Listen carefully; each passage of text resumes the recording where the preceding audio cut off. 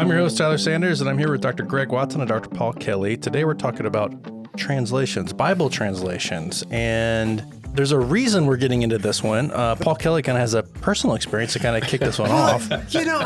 My whole deal is, honestly, I've been sort of trying to re-up some of my scripture memory.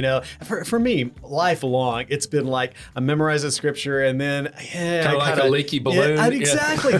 And so I found this really cool app, and I've been working at it for over a year now. And I just decided to go ahead and try to pick up some old verses that I had memorized in King James way back in the day or other things, and to approach them in other ways. Like, I learned the Psalm 1, blessed is the man who walketh not in the counsel of the ungodly, or standeth in the way of sinners, or sitteth in the seat of the scornful, but his delight is in the law of the Lord.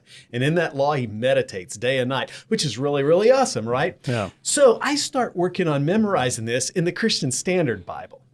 The Holman Bible, I like it. I think it's a good translation. Yeah. And it starts out great. How happy is the man who does not follow the advice of the wicked, or take the path of sinners, or join a group of mockers. Instead, his delight is in the Lord's instruction. And I noticed, we've replaced law with instruction. That's kind of weird. And then I start looking at, the same thing happens in Joshua 1:8. This book of the law shall not depart from your mouth, except in the HCSB it says, this book of instruction should not depart from your mouth. Or in Psalm 118, where it says, open my eyes that I may contemplate wonderful things from your law, except in the HCSB, it says wonderful things from your instruction. Yeah. And Watson, you were on the team that translated this. What are you guys doing? Why have you gotten rid of God's law and just made it all about instruction? Well, first off, we existed in the fount of truth and all of this while we were there.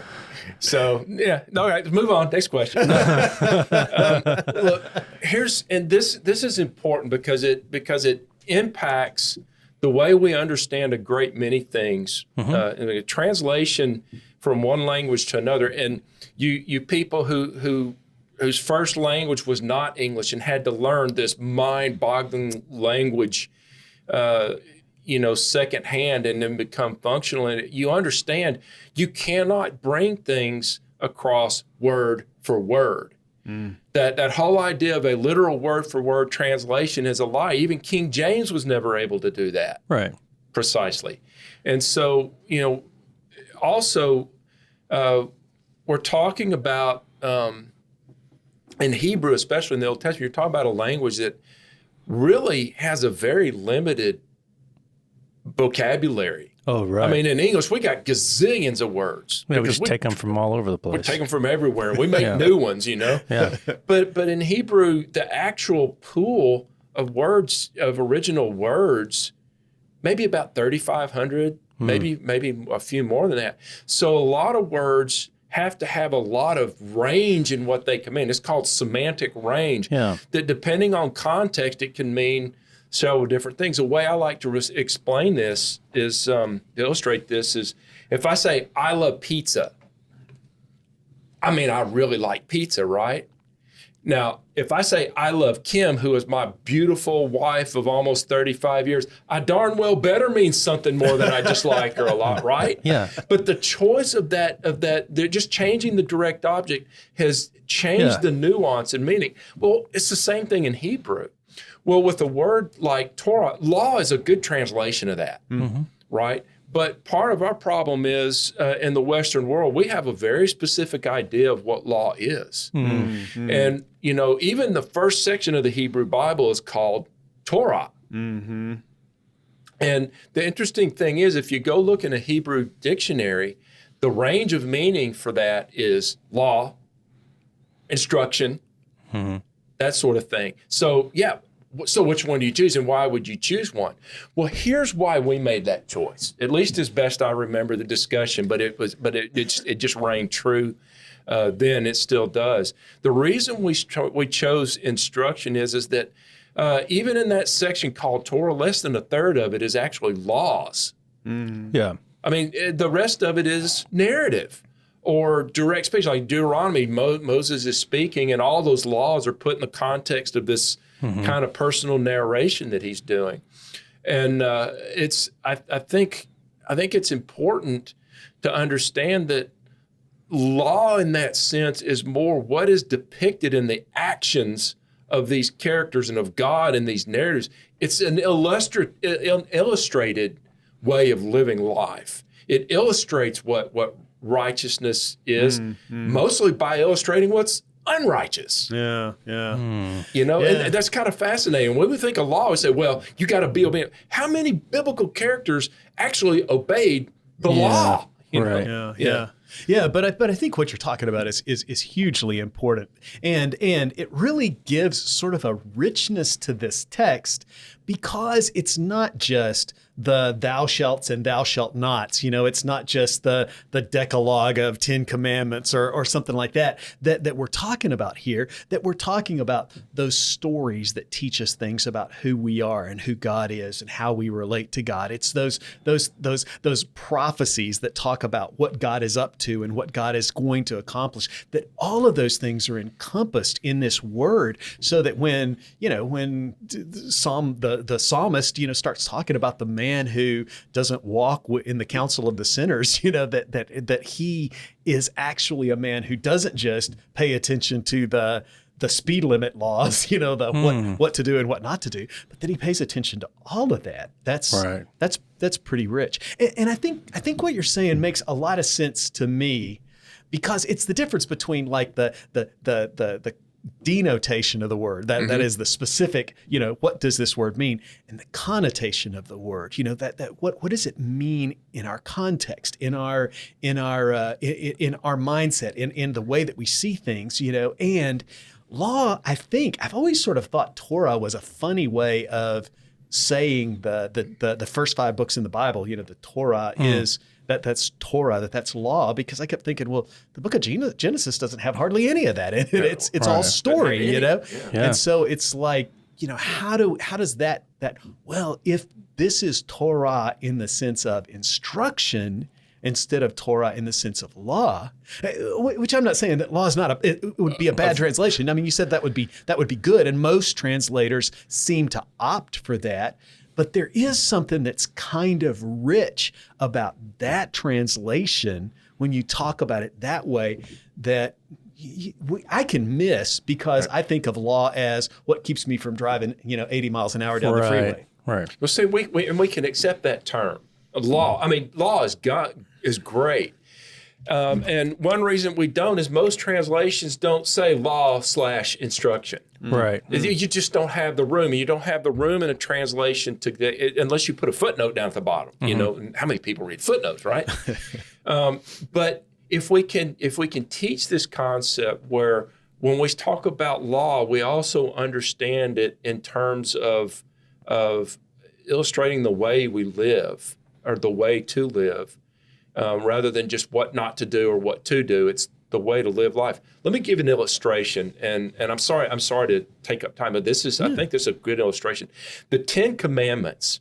I mean, we got our 8 don'ts and our 2 do's, right? And they're very clear. Now, there's a couple of things about these 10 Commandments that I want to point out. First off, is that you've got 8 that specify one particular thing you're not to do, right? Let me just use a good general. Don't commit adultery, right? Don't have sex with your neighbor's wife. Don't steal. Don't steal your neighbor's stuff. Don't steal anything that doesn't belong to you. But that specifies one thing. Don't have sex with other people's spouses. But the flip side of that is there's an unbounded sexual relationship that you can experience with your own spouse. Don't take other people's stuff, but enjoy the blessing with your own stuff. So rather than being restrictive things, man, they set the boundaries around this bountiful, wonderful life that we can live. Now, there's a second thing. Linguistically, I think that there's also kind of a characterizing that goes on with this. In other words, God's people are not murderers. Yeah. God's people are not adulterers. Yeah. God's people don't worship other gods. Right. And I think that's hugely important, because what is instruction geared toward. Right. Now, and let me put this in a New Testament context. When Jesus is up on the mountain doing the Beatitudes, Jesus doesn't say, blessed will be the man, blessed will be the meek, right? He says, blessed what? Are the meek. Yeah. Those are descriptors of the people who are members of God's kingdom. They're not the entry, they're not the keys to getting into the kingdom.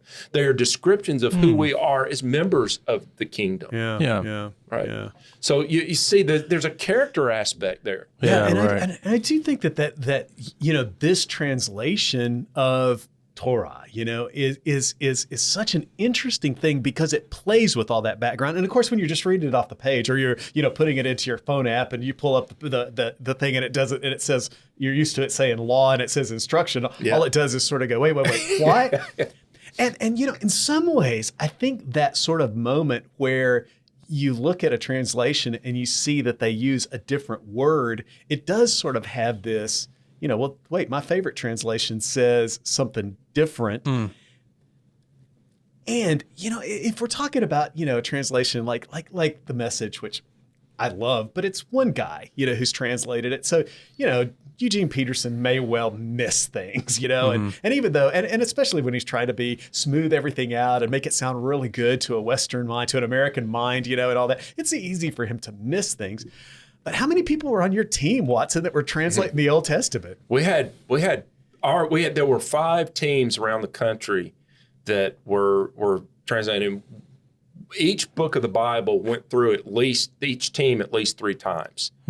So it was a long, durative process, but it was really, really good. Let me kind of give a personal. Well, but what I'm saying is that for you guys, when you were doing the HCSB, it wasn't like you made that decision arbitrarily or quickly. And I think that when we're reading translations like that it's valuable to know that there are deep-seated reasons why a translation like the HCSB or the ESV or for that matter the NIV or there are deep-seated reasons why those things were translated the way they were. And I may not see all that work. It's like they don't show their underwear when they're walking around outside, but there's a lot of that's there behind those translations. And that seems like an important aspect to me, especially when I'm trying to teach, that I'm understanding that the passage that I'm talking about, that there may be different ways of interpreting it or translating it rather, but that those translations in large case have gone through this extensive process of trying to think, why are we what is the best way to communicate this concept? And the idea is really important there because I said earlier it's impossible to have a literal word for word translation. You simply can't do it. I think the New American Standard Bible is a marvelous translation. It really is. It's one that I use in my basic study, but there's a reason it only captures about 2% of the market in Bible sales. It's because it's difficult to read. And the way they had to translate it actually elevates it up to a little bit higher grade reading level than many others shoot at.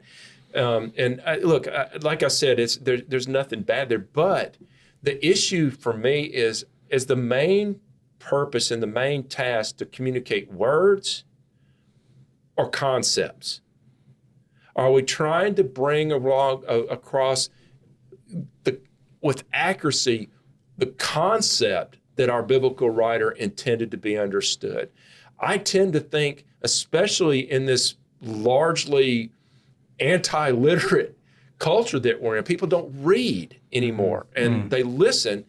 I think it's more important than ever that we communicate this conceptualization of the text more than just the words themselves. Words don't mean much to people anymore. Well, and I've heard you say before, and I think it's really good, is that a word in and of itself means nothing. Doesn't mean anything. There's probably a little more than nothing that a word like love means, but that there's no clarity to what we really mean by a word until you put it in context. Right. Yeah. And so, when we're just translating word by word, or translating something word by word, that I may or may not get the right translation if I'm just trying to take out the most common meaning of, a word like Torah. Right. Well, and, think about you're trying to explain to someone who has very rudimentary English a very difficult concept. You're trying to communicate. They have an idea in their own mind, in their own language of what something like that means.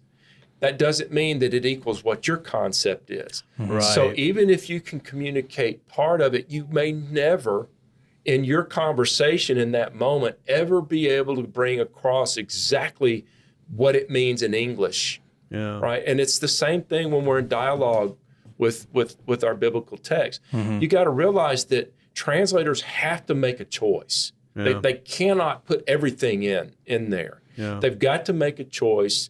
And typically it's safer, from an editorial perspective, to go with the tradition. Right. Than it is to be innovative. Like, I think, the name, most people have heard the word Jehovah, Right. the name Jehovah. Yeah. Do you know that has never been a name for God? Right. It's simply not. And we could talk sometime about why that is. The name is Yahweh. Right. So when we translate Yahweh, the Lord with little lower, with all caps, his name is not Lord. Yeah. That's not his name. We do that because, nobody knows what Yahweh would be. Well, you put it in there enough and people will get the picture Right. what it is. So, this is part of the task that goes into a translation. And that's why I suggest, rather than just sticking with one and not looking at other, read it, get to know it in your favorite translation, but look at other translations, because we're all translating the same Hebrew and Greek text. Yeah. Yeah. Well, and it's crazy how too, when you start comparing translations, like even in Psalm 1, how happy is the man that does not follow the path of it does not follow the instruction of the wicked. The very first part. I know I'm still working on it, but it sounds different. But blessed is the man who walketh not in the counsel of the ungodly. It's the same thing. The truth that's being communicated here is the same, but the word choice gives it a different sort of level of understanding for some readers. That it helps you to see the passage, I think, in a little bit different light. I was talking about I was looking at working on Philippians 2, 12 and 13. The 12 talks about working out your salvation with fear and trembling, and then 13 talks about how it's God that's at work in us to will and to work for his good pleasure. And I'm thinking, what does that mean? And the more I played with the words and all that kind of stuff, I started, looked at my interlineary so I could see what the Greek says in that. The more I really started to say, gosh, what I think that this is saying, what I think Paul is saying is that God works in order to give us both the desire and the capacity to be able to accomplish these things. Well, I think that's kind of cool. But then I started saying, is it translated like that any place? And so I read 3 or 4 translations, and the New Living Translation says it exactly that way. Right. So, their word choice is a little different than mine, but that's what they're trying to say. And so I think that when I read it in different translations, sometimes I just get this clarity about what the passage is trying to say, or at least I have a deeper handle on what the passage is trying to say than when I just read it in my favorite translation. Here's a couple other words that kind of crop up frequently. In Genesis 1, you've got the earth was formless and void, and darkness was on the surface, and the Spirit of God was moving or hovering over the waters. Spirit of God, Ruach Elohim. And by the way, Ruach. Yeah, you gotta hawk that up there. Yeah. It's the Hebrew word, but here's the breadth of meaning for this word: breath, wind, or spirit. It's the same exact term that's used in chapter 2 when God breathes the breath of life into the man, and it becomes a living being, a living soul. So breath, wind, and so forth. So there's a way you could understand that Ruach Elohim being God, as a mighty wind. You could. Right. And so, understanding the range of possible meanings, simply by understanding the range, it gives you a better idea, and it actually helps you settle into what it actually ought to be. The word day, yom, the Hebrew word day, yom, can mean a 24-hour day. It can mean any part of a day. It can mean a week. It can mean an era, the days of David. Right? Yeah, sure, yeah. So, I know our translations translate things in a certain way, but realize that in many cases, the semantic range may allow for a little leeway. And if you want to get a good way to do that without knowing Hebrew, go pick up 2 or 3 different translations. Yeah. Just reading and seeing how they differ, and then putting on the brakes and saying, yeah, they're a little bit different, but they're actually not changing things drastically. They're just a little bit different nuance.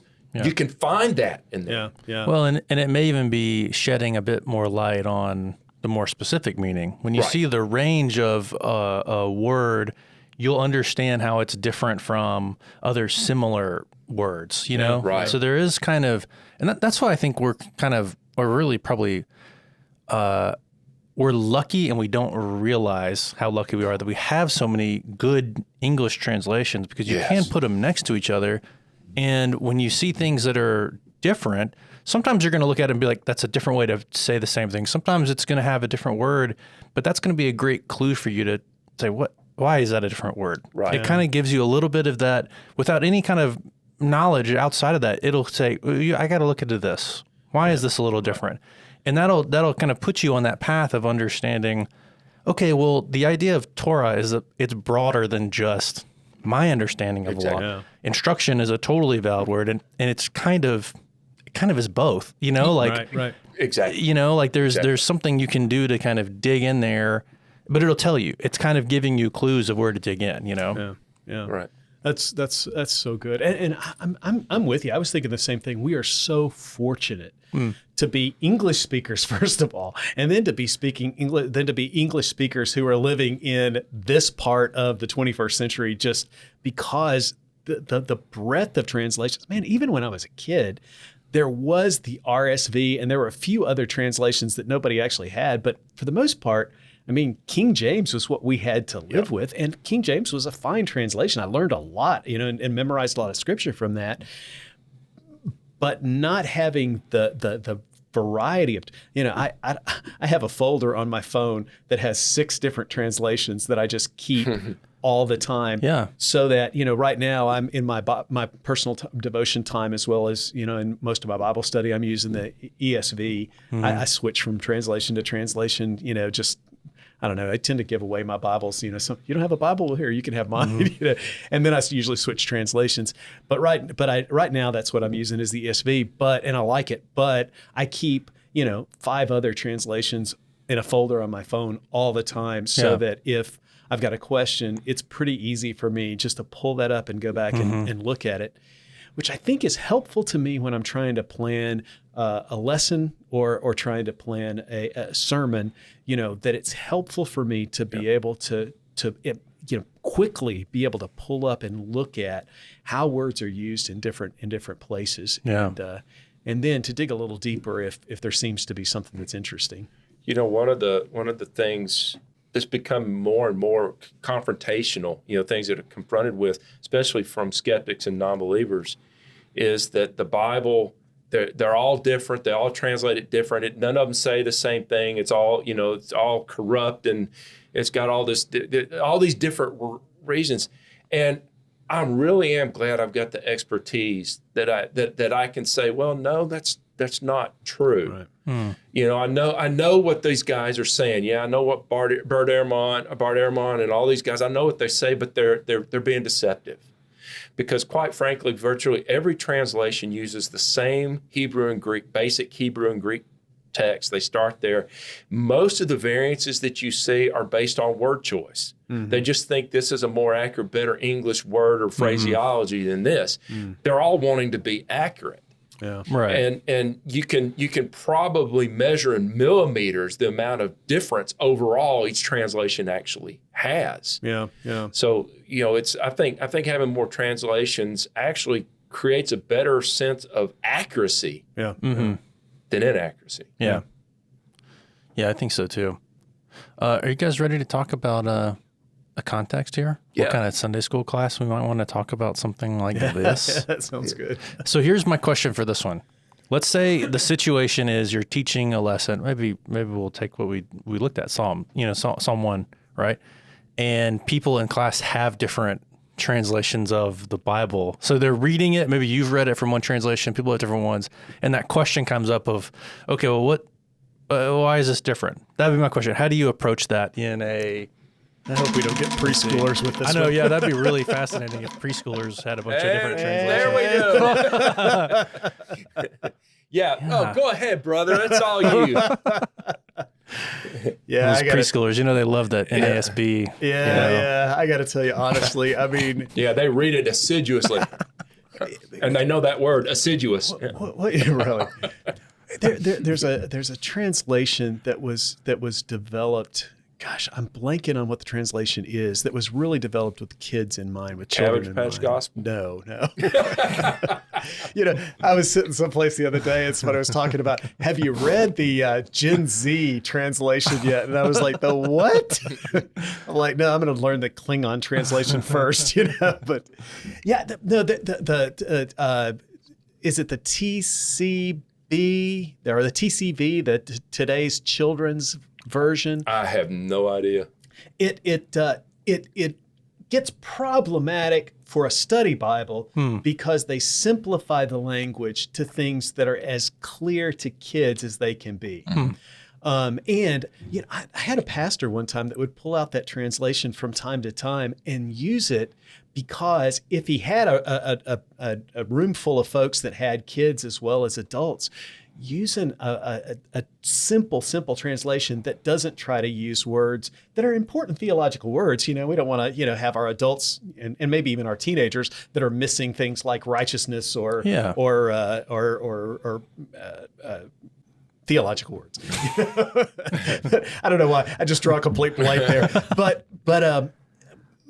but what he found was that sometimes his adults would say, I've never understood that verse, but when you put it in language that's that simple, it makes sense to me. And now when I go back and read it in the ESV or something like that, I get it. And I think that, I don't know that there's a lot that we're going to do to try to teach any of this kind of stuff to preschoolers, but I think realizing that because there's a variance of the way words can be expressed, because, a word like Torah can mean instruction, or it can mean law, or it can mean that using words that kids understand isn't just dumbing down the text, it's actually making it accessible to kids. And I think that's valuable. Well, and when you bring up law to children, they understand what a law is. They understand what rules are. And in fact, they're depending on rules. They need the structure. And then they're very comfortable. They feel safe when there's rules that guide the way they should and shouldn't behave. So that, in that sense, the concept of law in that sense is really important. But I think you could explain to them that, look, when it mentions this in the Bible, it's not just talking about do's and don'ts. This is how we ought to live our life. This is the path. This is the way we find the path we're supposed to pursue. If you want to know the correct thing, don't tell lies on your friends. If you've got a choice between telling on somebody or cheating somebody out of something or stealing something from a friend, the path forward is not to steal. The path forward is to respect. You see? Absolutely. Or if we're talking about honoring your parents, well, it's kind of an abstract concept. What do we really mean when we say honor? When it comes to your parents, because if you can give me that, do we really mean that you try to do things that are obedient to your parents? Do we really mean that you care for your parents? What do we really mean? Yeah. Because if we can break down that word honor into something that a preschooler understands, honest truth is we'll understand it better too. Right. Yeah. Well, and the word means to be weighty, to give weight. Now, my mom personally wouldn't appreciate me calling her the way she really wouldn't appreciate that at all. But, you know, and that's it. It's exactly right. What does honor mean? It means to give the due recognition that these are people that, and now to parents, I would also say you need to be worthy of being considered weighty. Sure. Yeah, but that's not a message for preschoolers. Right. Go home and tell your parents, gain some weight. Yeah. I'll honor you when you earn it. That's right. Mom. Yeah, that's good. I think that's really good. Well, I had an idea for how to kind of button this up. So one of the things that I've seen that's been helpful for me is like if I'm reading something across three different books, like the three, Matthew, Mark, and Luke Gospels, same narrative, is to put it in 3 columns on a sheet of paper, in a Word document, and then you can look across it. And you'll see a little bit more easily, oh, this is, the same or a little different, or how these things kind of may interact. So that would be my challenge for preparing your next lesson, is take 3 different translations and just put them on a Word doc, so that you're not just having 3 different Bibles open up and you're kind of going back and forth. Just do it so you can read it almost, line by line across and catch those differences, catch what's the same, and get that sense of the text a little bit better. So good. Okay, I think that's great. Well, this has been a good episode. Thank you guys so much.